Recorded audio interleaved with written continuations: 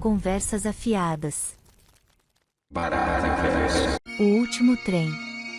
Renato Pitas. Há algo de misterioso na quietude da noite, um silêncio que, ao mesmo tempo, é profundo e agitado, como se o tempo estivesse suspenso, aguardando o momento exato para se desvelar. Nessa hora, os desejos, quase imperceptíveis, parecem surgir de um canto obscuro, como sombras sorrateiras que atravessam a noite, silentes, mas carregadas de presságios. Eles permeiam nossos sonhos, como se soubessem de algo que ainda não podemos entender, mas que, de alguma forma, já nos habita. Lembro-me de uma noite em que não consegui dormir, mas não era por falta de cansaço. O corpo estava exausto, mas a mente, essa teimosa intrusa, se recusava a descansar. Eu estava ali, à deriva, na fronteira entre o sono e a vigília, quando os pensamentos começaram a se formar, mas não da maneira usual, eram fragmentos, imagens desconexas, como se fossem lembranças distorcidas de algo que nunca vivi, mas que, paradoxalmente, parecia profundamente familiar. Eu sabia que não eram meus, mas, ao mesmo tempo, me reconhecia neles.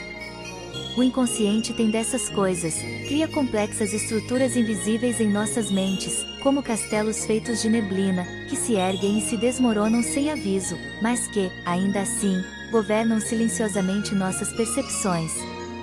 Quem somos afinal?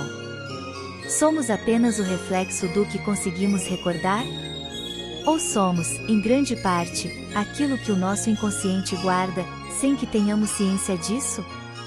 É quase como se, ao longo dos anos, tivesse construído um arquivo secreto dentro de mim, um arquivo que, em noites como essa, se abria de forma inesperada, sem que eu pudesse controlar. Eu esperava pelo inesperado, essa sensação estranha de que algo iria acontecer, sem saber exatamente o que. Mas, no fundo, sabia que aquilo não era sobre o mundo exterior. Era sobre mim, sobre os mistérios que eu escondia, ou que o próprio tempo havia enterrado lá. À medida que a noite avançava, os pensamentos se tornavam mais nítidos, mais urgentes. Eu sentia o peso das escolhas não feitas, das palavras não ditas, das emoções não vividas. O inconsciente é, talvez, esse terreno onde tudo o que deixamos para trás se acumula, como uma avalanche de pequenas coisas que, no decorrer da vida, não tivemos coragem de olhar. Eu, que achava ter me entendido, me vi agora perdido em um labirinto de reflexões. Talvez, no final das contas, não se trate de entender, mas de aceitar a imperfeição dessa construção. A noite, com sua densidade silenciosa, traz consigo uma ansiedade que se mistura com o desejo de que tudo acabe logo, que o dia venha logo e traga consigo a promessa de clareza. Mas é na madrugada, talvez, que o inconsciente se revela com mais força.